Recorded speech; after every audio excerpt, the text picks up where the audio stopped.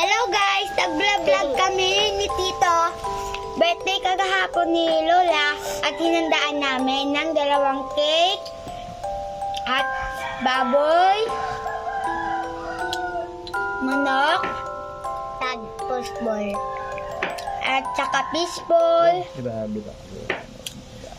kikiam, at saka pansit bato, at Coke, Sprite, at merong masarap na Chicken Joy na niluto namin. At itong para vlogger, kasama lang kami pag-vlog. Kung i-post ito, i-subscribe na lang.